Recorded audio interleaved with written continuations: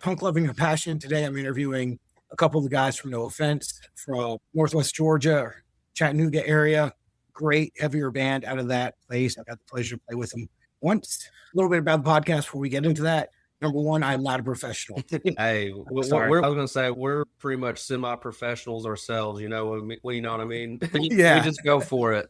Cool. Loosey goosey. Yeah. So I just want people to know, like, if they're listening to the podcast expecting like a professional experience, they're not getting it. Hey, You know, that's okay with us. Cool. You know, not by the books. So we're going to go ahead and get into it and see how it goes.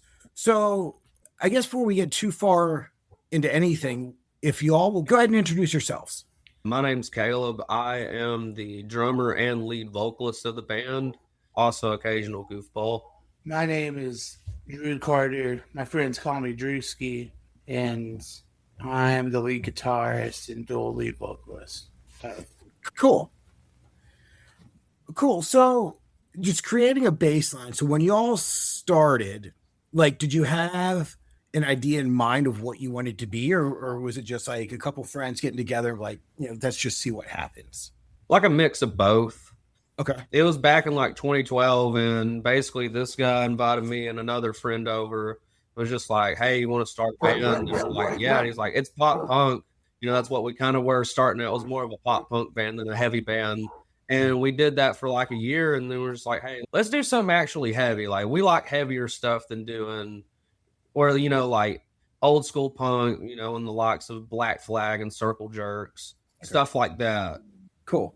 And so, like, going into it, we're all just like, let's play and see what happens? Or were you like, hey, we want to sound like, because I know you said, like, initially it was more pop punky, getting more heavy, but like, did you have a particular sound in mind, or were just like, let's just do this and figure it out? I think it was more along the lines of trying to like follow a traditional like 80s hardcore kind of style. Okay. But at the same time, we didn't know what we were trying to do.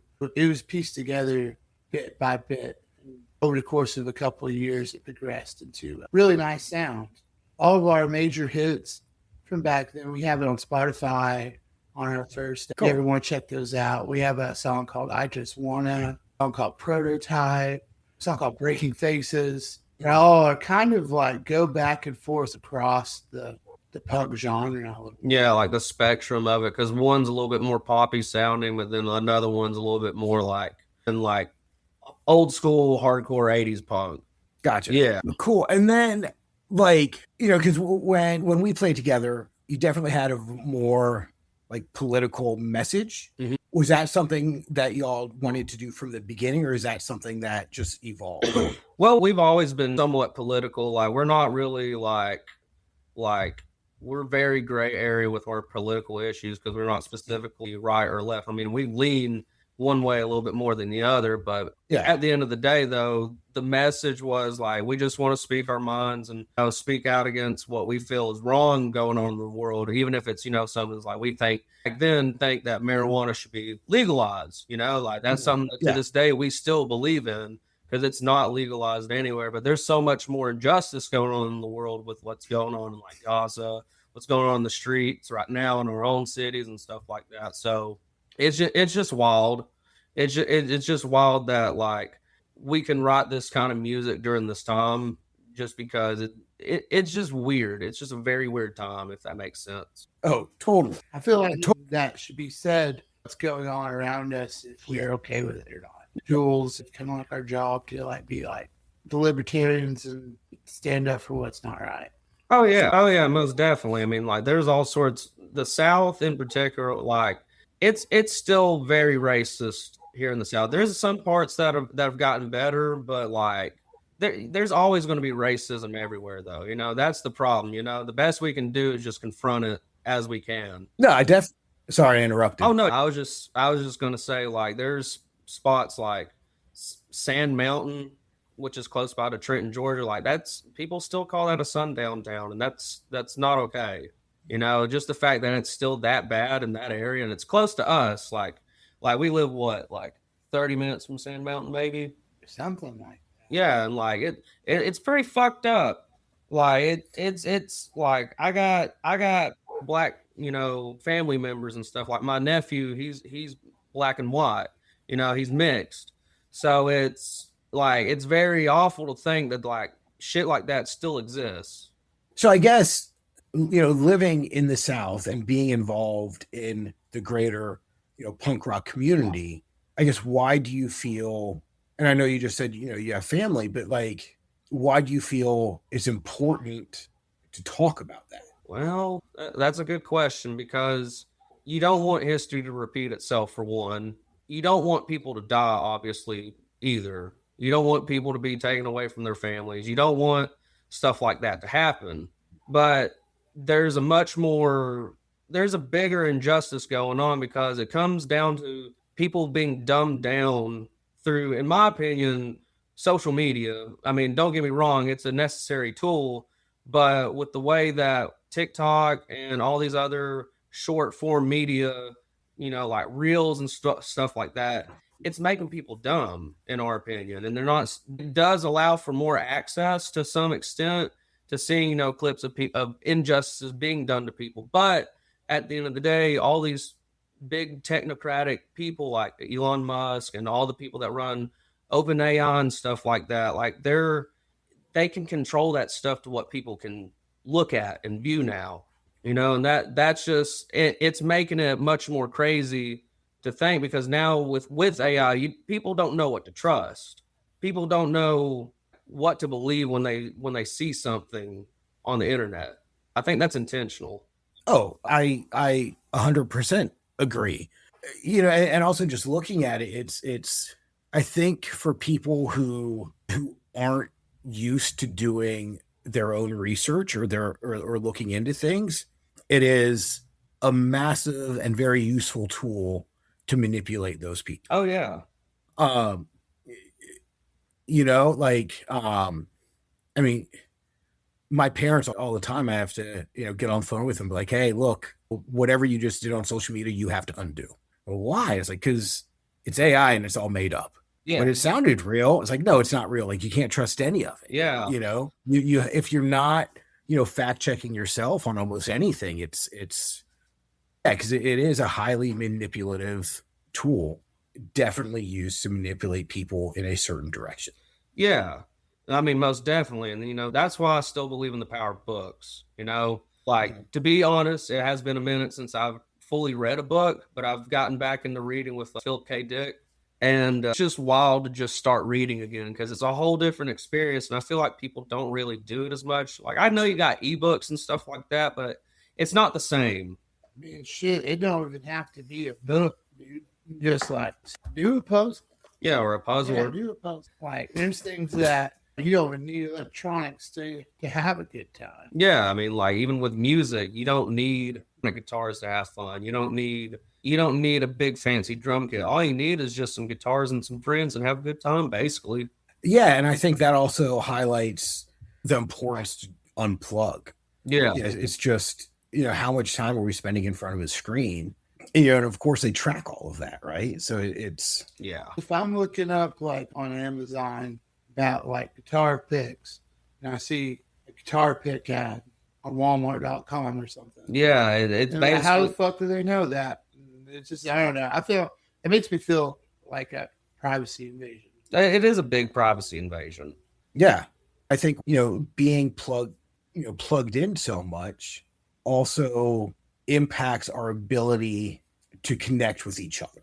Yeah, I can agree to that, because during the lockdowns and the pandemic and whatnot, people don't really hang out like they used to anymore. I've noticed it's very strange. People still, I'm sure there's people that still do it, but it's not like what it used to be. You don't see people get in big house gatherings like you used to. Maybe that's just me, but I don't know. I just feel like people just don't hang out as much as they used to, Even when people are hanging out, it's still, how often, are the screens out, right? Yeah. And I think that's one of the things we're in the process of losing is that connection, connection to each other and those, and not just the connection to each other, but the sense of support, right? Because if you're not connected to each other, then how can you feel supported in a meaningful way? Right. Right. It's well, I don't mean to interrupt, but it just, no, please. It doesn't feel like I mean, don't get me wrong, I'm sure to some extent it is real support at the end of the day, but it's like you can only go so far with supporting people. Like back in the day, you know, word of mouth, and I still to this day believe word of mouth is the real way to get your point across, especially if you have, you know, a way to print things still. If you can post flyers up about stuff. Like I still think that's a pretty powerful thing to use. And to some extent, like I don't think it's as useful on the internet like it used to be. Like you invite somebody to you know, to an event or something, they say they're going to go, or you know, they're interested or they can't go. There's like this weird facade that like people say they're going to go but they're not, you know, going to go, right? If that makes sense. No, with work and stuff like that, not everybody can make it to the same thing at the same time, but it's just weird. I don't know, it's just weird in my opinion.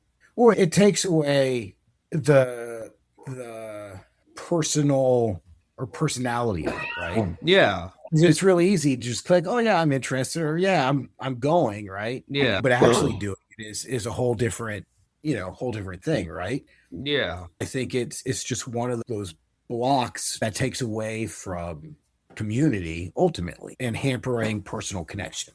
Yeah. Like there's a lot of people that we know here in Chattanooga that talk about how different it used to be and stuff like that. Like we started going to shows when we were probably like, I don't know, 14, 15 years old. From what people say, it's just not the same. And I get that, you know, not everything's going to be different at some point in the future, but it's like, you're right. It kind of loses the real personal meaning and spirituality behind it sometimes. But that's the one thing that we as humans should still try to do and strive for is continue that, you know? Right. And I was just going to say, in this day and age, I know it kind of makes it a little tougher for some people, but then, you know, there's others that figure out the learning curve. You know, everything matures and changes over time. I started going to shows in the early 90s, and it's definitely much different now than it was then. Yeah. Because then, like, you know, and I don't want to sound like, you know, damn kids get off my lawn, but, you know, that we didn't have the internet then. So everything was word of mouth or picking up flyers when you went to the record store, people at the show handing out flyers at the show, your friends just saying, hey, you know, come to the show, and not just going to shows, but also, you know, trading tapes and making each other mixtapes of, you know, all the various bands you're into. And then, you know, so there was that, but also now I think with consuming music as well, it's changed too. Yeah. Because you don't have nearly as many people buying a physical product that they can hold in their hands. It's all about streaming. It's all about streaming. And I used to love getting a record and putting the record on and listening to the record. And as I'm listening, you know, reading the lyrics as I'm going through and reading the liner notes and seeing, you know, everybody that this band is shouting out, you know, in their liner notes. It's like, oh, okay, I really dig this band. And they're saying, I should go check out this band. I should check out this band too. Right. Yeah. And it's hard to do that when you're streaming stuff. It's very hard to do that. Like he mentioned Spotify. I don't really like Spotify personally anymore, but we do mainly prefer Bandcamp and stuff like that. You'll buy the stuff off of there, and we do have like the lyrics and linear notes just all posted throughout that because we want to give people credit and whatnot. Mm-hmm. But no, just like recently we played a show too, and someone made a tape trade with us and like a hat trade and stuff like that, just to connect and whatnot. You know, I'm glad that that still happens, you know, right. But I'm just glad that people still believe in that stuff, especially in the underground. And I think the sort of greater punk rock community is still pretty good at that and has adapted decently well to it because, you know, like we're all still playing shows. We're also playing shows not in the towns we live in or where we're from. Yeah. And making those connections through those shows, either bands coming through our town, us playing in other towns, and making those connections and still, you know, getting the word out and creating community through those interactions. You know, I mean, I know for me over the past couple of years, it's made connections all over the Southeast that I wouldn't have had without going to those shows. Yeah. And also, I don't think would have happened for me just being on the internet, right? Yeah. The chances I probably could have found these bands, maybe, but I would have missed out on that greater community and those greater connections and conversations. That makes sense. No, yeah, definitely. I feel like people try to use the internet to just get, famous, quote unquote.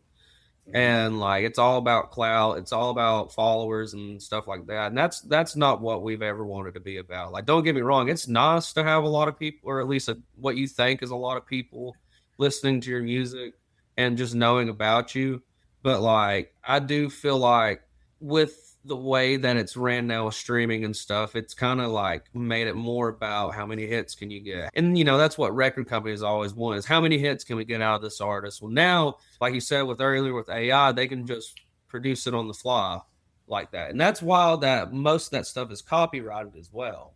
And with that too, it's instead of releasing albums, you can just release a song. Yeah, single. Yeah, a lot. There's a lot of bands that have been doing that, and there's nothing. Not hating on it. Do what you will. This is America, but like it's a whole different ballpark. Like us, we want to record multiple different songs. We don't want to go in and just spend a lot of money on a song. We want to go to our buddy who knows what he's doing, give him some cash, and record it DIY style, basically. Right. And I think that way too, it also puts more emotion into it. Yeah. And for me, I like a very wide range of music. And I also dislike a very wide range of music. Same. And some of the music that I really enjoy, most people probably wouldn't like it. And what I like about it is that when I'm listening to it, like, it makes me feel something. Yeah. When I'm consuming music, I don't care if the recording is the best, or I don't care if somebody misses a note halfway through. Like, it doesn't like, I want to feel something. Yeah. And I would much rather listen to an imperfect recording that makes me feel something than something that's, been so produced that there's no emotion left in it. Yeah. You don't want that super polished sound, basically, because it takes all the human aspect away from it. Right. Yeah. That's why tape is so dope. It's because it adds on like another layer of like distinction to it. Yeah. Yeah. Same for vinyl. Yeah, same for vinyl and stuff like that. But just like the old recording techniques that you can do, instead of just doing it through a DI going through your computer, or however they do it, do it the old fashioned way, like mic up the amps, mic up the drums, do it live. And then if you want to do some overdubs, go for it. But it's all subjective. A buddy of mine told me sound is subjective, and it's true. That's why some things, I like some stuff. Like you said, you like a wide range of stuff music wise. Like, I love really like lo-fi kind of draw sounding stuff some days. And then some days, I like something that's a little bit more surfy and wet sounding, Yeah, definitely. Yeah. I like it. And also very similar. It's like when I'm seeing bands live too. Like, I want to feel something when I'm seeing them live. Yeah. And this is my opinion, so whatever that's worth, but I would much rather see a band who's putting emotion into their performance and putting energy into their performance, and have it not being 100% correct, than seeing somebody up there playing everything note for note. Like, again, this is me, in my opinion, so whatever. Yeah, nothing wrong with that. This is America. but but if I want to listen to an album, I'm just going to listen to an album. Like when I see you live, like, I want a connection. It's all about that real the energy you're feeling in that specific moment. If that music is doing anything for you in that specific moment too. I also feel like with technology got better, all the music seemed to like sort of change, as well as you were talking about earlier. It's not often you see full albums being released, full LPs. No, you don't see a lot of full LPs and stuff like that. It's like when I listen to Led Zeppelin 2, I'm going to start on 1 and just let it roll. Yeah. And you don't see concept albums that blend like that anymore.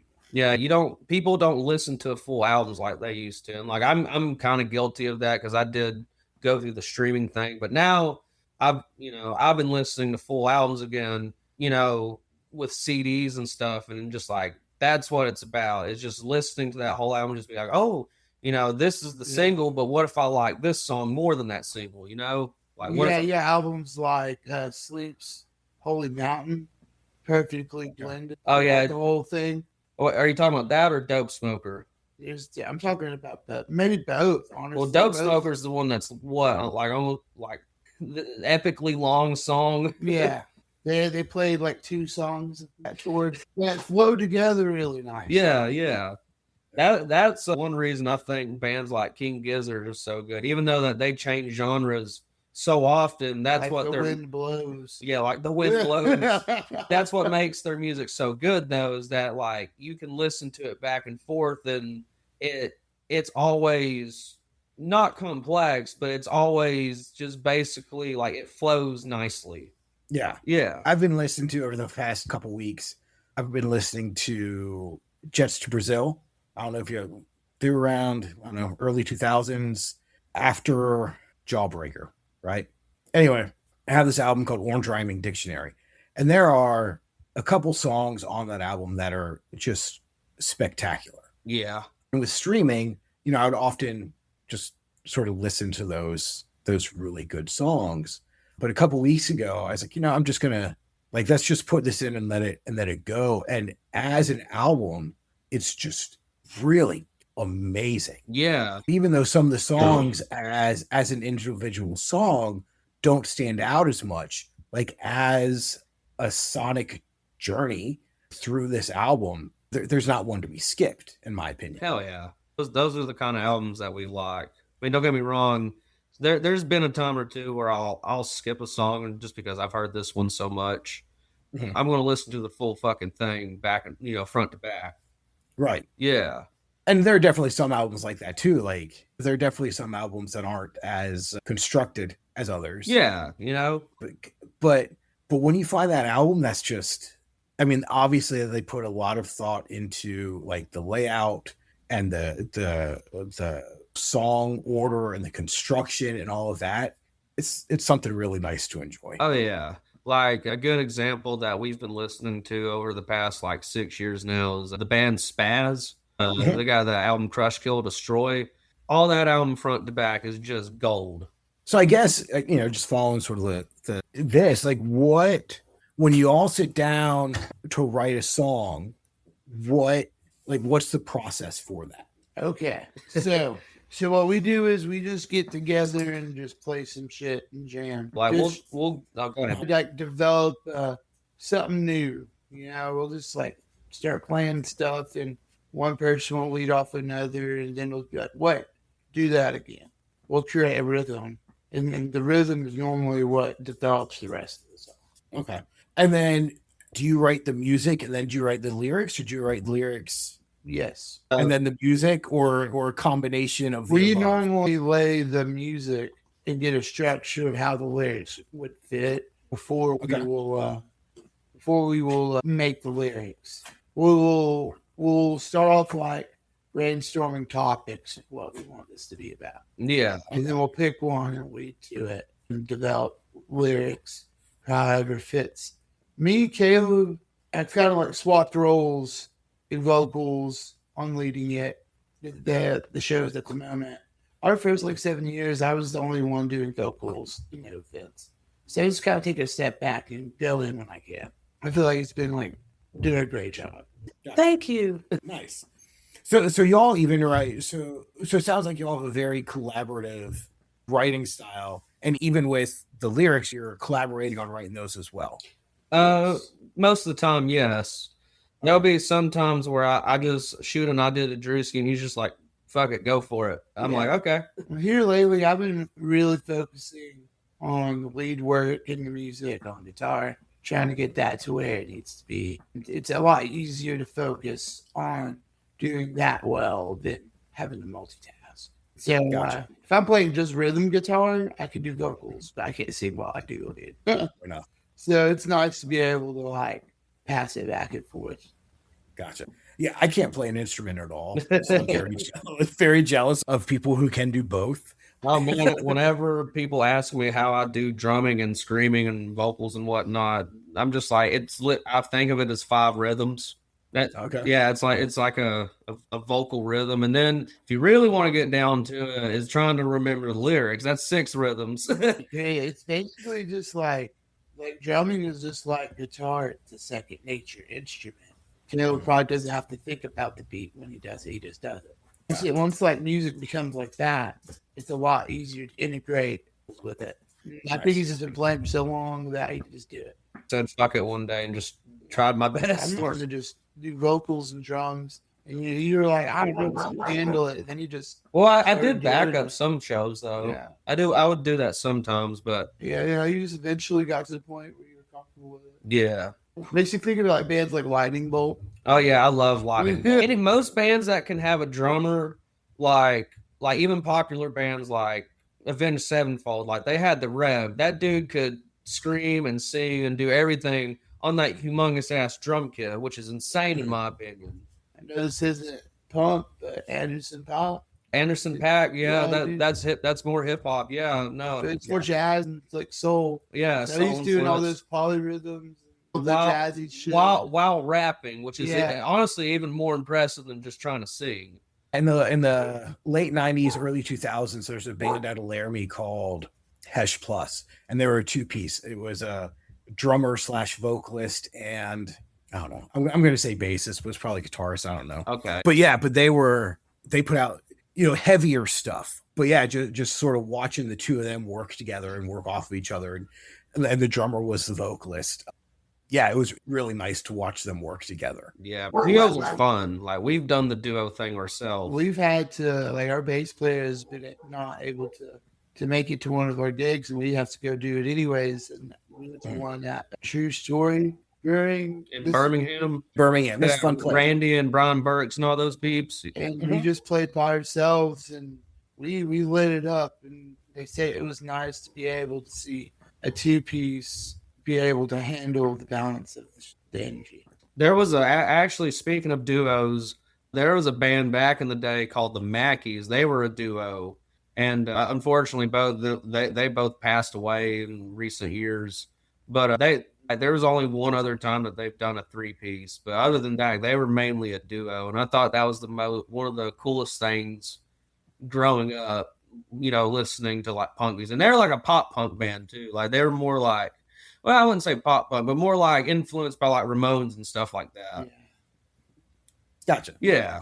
Cool. Oh yeah, they did. Baby away. Yeah, they did cover Ramones, and I remember them covering Buddy Holly, not the Weezer song, but actual Buddy Holly music. Yeah. Yeah. Well, they're all building blocks, right? Yeah. I mean, the Ramones are definitely in the punk umbrella, if not holding the punk umbrella. I mean, yeah, that they're one of the forefathers. I mean, I know they're not like the first punk band, but they always get credit with that. But you had bands like Iggy Pop and the Stooges and MC5, right. MC5, all those Detroit bands. Yeah, fuck. Yeah, I was reading. I was reading an interview with MC5, and the interviewer asked him, like, who do you think the first punk band was or something? And this was years ago, so I may not have the quote exactly correct. But they're like we were the first punk band. Like there was nobody doing punk before us. We were the first. They really were. Yeah. And then later on with the Stu, really were the first punk band. And we all build off of that foundation. Yeah. Right? It doesn't really matter what subgenre we're in or we listen to, that initial foundation is all the same. It is. I often get frustrated with all of the subgenres too, because to me, community is really important to me. And I often see all these subgenres as ways of like separating ourselves out, right? Whereas most people who get into punk and stay into punk, we got into it because of the community. Yeah. Because we were looking for other people, maybe not exactly like us, but who could understand. And so we got into this really awesome, amazing community. And then with all the subgenres, it's just, again, my opinion, whatever, agree, disagree, doesn't matter. Right. It's just making that community so much smaller than it could potentially be. Yeah. I mean, when people try to, what's the word I'm looking for? Gatekeep with genres and stuff like that.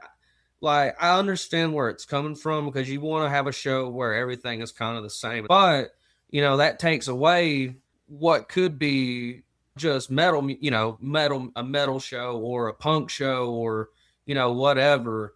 It takes away from it can being, oh, we can meet these people and do these mixed genre shows. You could have like, a punk band, a metal band, just any kind of heavy music. And I feel like that is what makes us a little bit more different from most, quote unquote punk bands, is that we're down to play with virtually any genre of music out there. Like we'll go out and play, a normal set with a bunch of different heavy bands. And it can range from industrial music, it can range from, deathcore, it can range from shoegaze.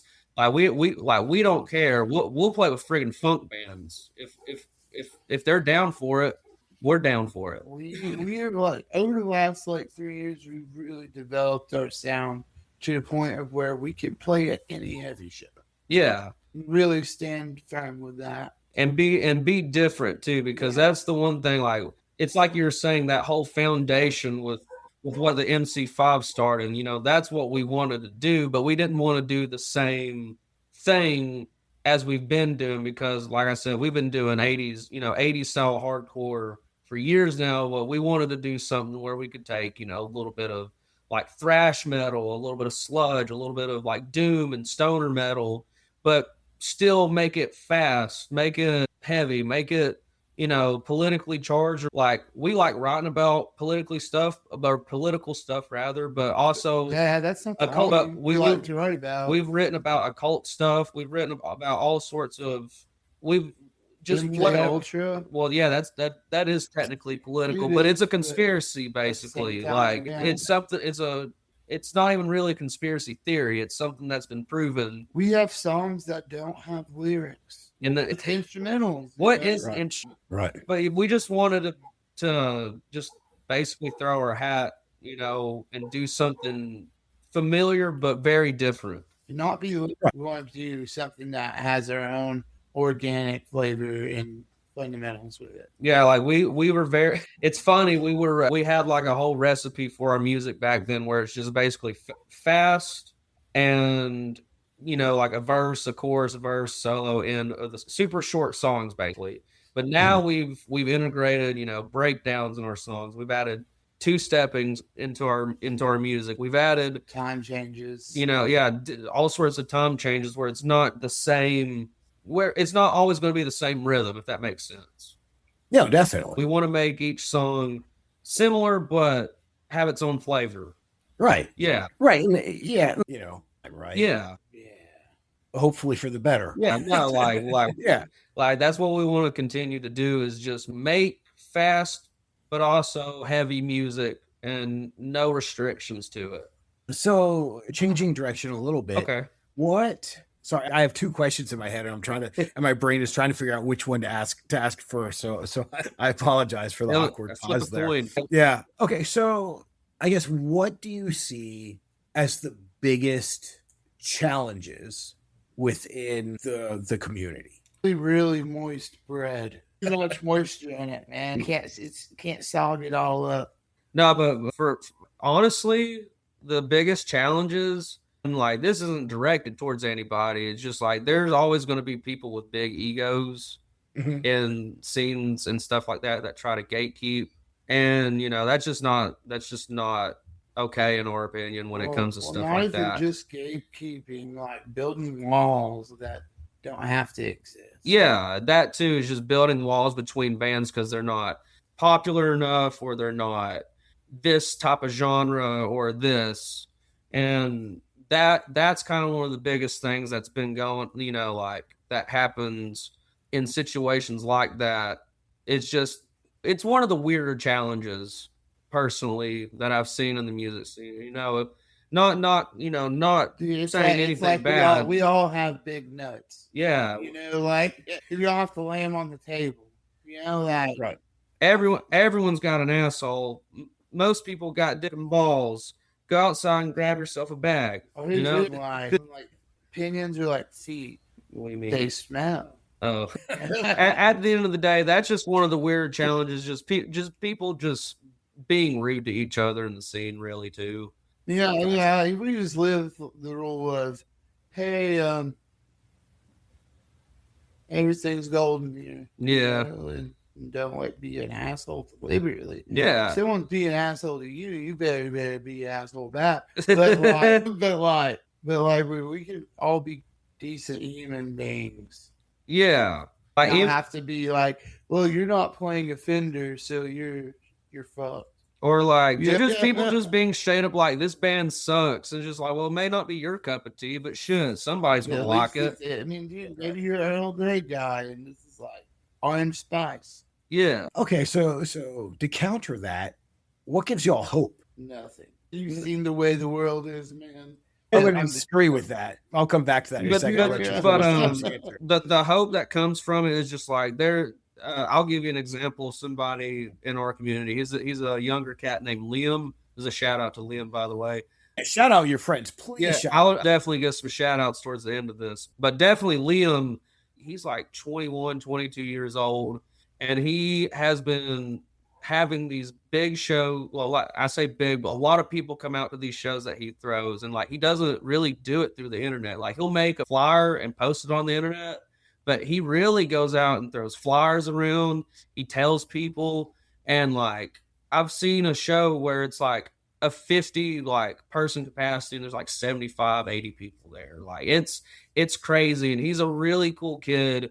And the fact that he just knows people, he knows bands from all over, I wouldn't say the US, but he knows bands, especially in the South area. And like, if he sees this, I really want him to know that we appreciate him for the shows that he does around here. And there's a lot of other, places I can shout out, like Bible Belt Metal. Her name's Kelsey, and she does a lot of the really cool bookings around here when it comes to like, not just metal shows, but she'll do heavy bands. Hell, there's been one time where she's thrown like folk music with metal and stuff like that. Like she likes whatever, but she particularly pertains to more of the heavier side and stuff like that. But there's a lot of cool people here that have been throwing some really good shows, and like it's nice to see that they're very honest people. They're very honest. They're very community driven, and like even in Kelsey's situation, there's a show that happened. Cops got called, and we moved it to basically her house and continued half the show there, the latter half of the show there. And it's just nice to see that the spirit doesn't really die. It doesn't stay hidden either, if I'm making sense. It's just like the spirit's always there. It's just who does it right and who does it for the wrong reasons, Gotcha. Definitely. Yeah. I feel like punk will always be there. Oh, definitely. Whether we're in the picture or not. I mean, punk is grown to be something bigger than life itself. And there's going to be a NoFX fan for the next 300 years. Or a Minor Threat fan for, still 300 years later in the future. Yeah, especially the way technology is now, like that we're documented and we're going to be able to track for the next, like, forever. I feel like for each one of us, there's a different on-ramp to punk, right? Yeah. Like we got into it in our own unique way. Mm-hmm. And then for some people, there are exit ramps. And for some people, we're just like, we got on and we're not getting off. Yeah. Right. So that journey is different for everybody. And it's really celebrating the people while they're here versus, like you were saying earlier, gatekeeper, like, oh, like you got into punk through Blink 182. Like, yeah, it's like, who cares? I love Blink 182. I know that they're goofy as all hell, but like, I love that stuff. It's fast, it's fun. Well, also, Machine Gun Kelly and bringing and like exposing people to punk. And like, I'm not a fan of Machine Gun Kelly at all, but I will say, credit where credit is due, that he has exposed people to a little bit more of that kind of music. Even though I don't particularly like his music, I will give him that. So you're a wild boy. I ain't a wild. I'm a. The only wild boys I know is the ones from MTV back in the day. Thanks for a wild boy. And I wasn't knocking Blink 182. I know. They're just, they're just an easy access band for a lot of people. Versus, like same thing for like Green Day or again like the Ramones. Right, like not everybody's gonna be born on a train train car and like swaddled in an Amoebix t-shirt, right? Yeah. Like we all have those different entry points. And as you were saying earlier, it's important not to gatekeep those entryways. Yeah. Right. And let those people come in. And like I said, a good deal of them, they're only with us for a little bit. And then they decide to get off. Like, hey, you know what? I came in, I tasted it. Cool. I'm taking this ramp somewhere else. Awesome. Like, thanks for being here. Yeah. And then there's some of us who are like, we got on and we're in here for life. Like the exit ramps no longer exist. Oh yeah. No, like that's I definitely agree with you. I didn't know they had lanes in outer space. Right. like if it wasn't for like metal music, I wouldn't even really know what punk is, because a lot of those bands that I used to listen to were influenced by punk bands, like Metallica, for instance, were influenced by like stuff like the Misfits. Well, Metallica started in the 80s. Yeah. The 80s, and that's what was also hitting hard at the time.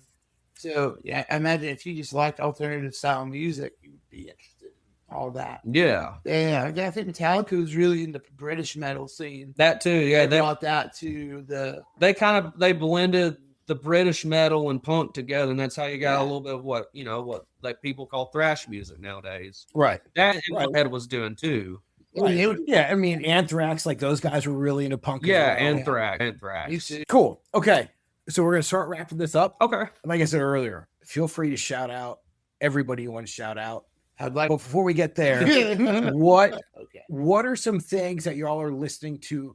So this is two-part question. Okay. Like, what are some things that y'all are listening to now, individually, as a band, whatever? And then part two, who are people or bands or groups or artists that you think people should be checking out? I'll let you go first on this one, Drewski. Music. What was the question? So who are people like what's music that you're listening to? And what are musicians, artists, whatever that you think people should be into? Okay. I've been really going back into my Daft Punk phase. I've been listening to this new group called Midnight Generation, and I've been really enjoying it. They're actually playing Bonnaroo this year, but it's nice and refreshing because it's almost like Daft Punk, but like different. And Daft Punk's not making music anymore, so it was a really good connection for me. And I have Dracula Flow on deck. It makes me laugh, so it's like some stand-up comedy stuff. Have you heard of Dracula Flow before? I have not. It's basically this old man that he's reading the most off-the-wall shit that an old man can say, but it's funny. It's really funny, and it's connected to some old internet people that used to do stuff, but they became like a musician. I think it's the artist Joji or something like that has something involved with it. But anyways, I've also been listening to a band called Half Heart. I guess out of Boston. Yeah. It's nice to have like a more denseness in the hardcore.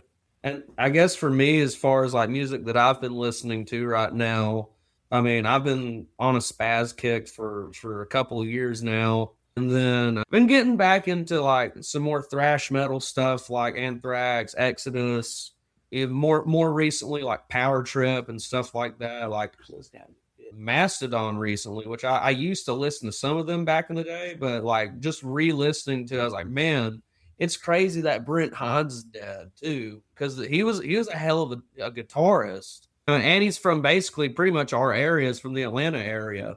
And that's what's wild. And then CKY. I've been getting back into CKY. I really like CKY's like first 3 or 4 albums. That bass, man. The octave pedals and stuff they use. But I've been listening to Primus lately. And Primus I've been getting back into a little bit of Primus recently. But then like more punk wise, I listened to Group Sex by the Circle Jerks recently, and that's a fucking really good album. At least once a week for me. That's good. I love Circle Jerks. Yeah, that's probably our biggest influence as far as bands go too, is like the Circle Jerks, Black Flag, again, Spaz, the Chariot, or not Minor Threat, F minus. F minus is a really good. Yeah. No Effects, of course. Black Flag. Black Flag. Didn't I say Black Flag I already? don't know, but it's worth saying. You said Circle Jerks. Yeah, So- the same thing. Might as well be the same thing. right. Fugazi. Queens of the Stone Age. I know that I like the desert rock stuff. What's that album? Songs for the Deaf. That's a really, really good album. There's a lot of Tool influence in our most recent album. Tool influence? Yeah, there's some riffs in there that were similar. I have to disagree on that one. Okay. I fucking like Tool. Oh, that's okay. Yeah, there's nothing wrong with Tool. I don't hate Tool. They're great musicians. Next album better be better than the last. Yeah, it better not take 10 fucking years to come out. Yeah. Okay, so the second part of the question. What do you think people should be listening to? Okay. Are we talking local or just in general? I asked the question. You can answer it however you want to. Okay, I guess for bigger artists, I definitely highly recommend the Funeral Portrait. We've actually played with them years ago at a small festival. They're really cool people. Again, Mastodon and stuff like that. The Chariot, he said the Chariot. But I guess I'm falling like it's Josh Goggins' band. 68, yeah. 68. They're a two-piece. We were talking about two pieces earlier, and they still play. It's a drummer for Every Time I Die, and Josh Goggins, the lead vocalist of the Chariot. Yeah, he plays guitar. Yeah, they're really good. They're pretty damn good. But I guess local band wise, definitely our friends from Field Hockey. He's got on his T-shirt right here. We play with them back at Mad Moths. You know them, of course. Right? But definitely. They're going to be playing Warped Tour this year.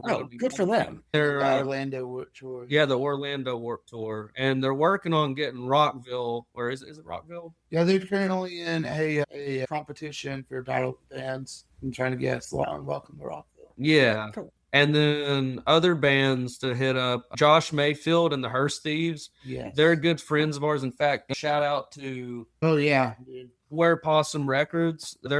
Josh is the one that did our cassettes, and he is a very cool cat, and you should definitely have him in Alabama one day. Idle Youth, they're younger cats, good friends of ours. Very, Mutter Threat, Circle Jerks influence. Murfreesboro, Tennessee, shout out. Oh yeah, Come Shot Wound. Come Shot Wound, very grind, like grindcore bass, but death metal-y too. Oh, Horse Surgery. That's another Murfreesboro band. Horse Surgery and Pedal, because a lot of those members are they intermingle with each other. Okay. Of course, the Casket Kids from Huntsville, good friends of ours. Pretty much, Johnny. Fucking any band that Johnny's in, that is a big shout out right there. If you haven't listened to Led Zeppelin, I want to say you should do that. Black Sabbath for me. Yeah, Black Sabbath as well. If you've never listened to Rush, you're missing out. And if Swanson was here, he'd probably say like Deep Purple. Out of the three British bands. Hey, Rainbow's awesome. Yeah, dude. But I guess for a couple more local bands before you need to get off of here, is Lean. They're good they're not a band, but they have all their music you can find on Bandcamp and Spotify. Gold Plated Gold, who has actually returned. They were a Chattanooga band from years ago, and they just got back together. And hopefully we can do a show with them soon, because they're really good people, really cool cats. Microwave.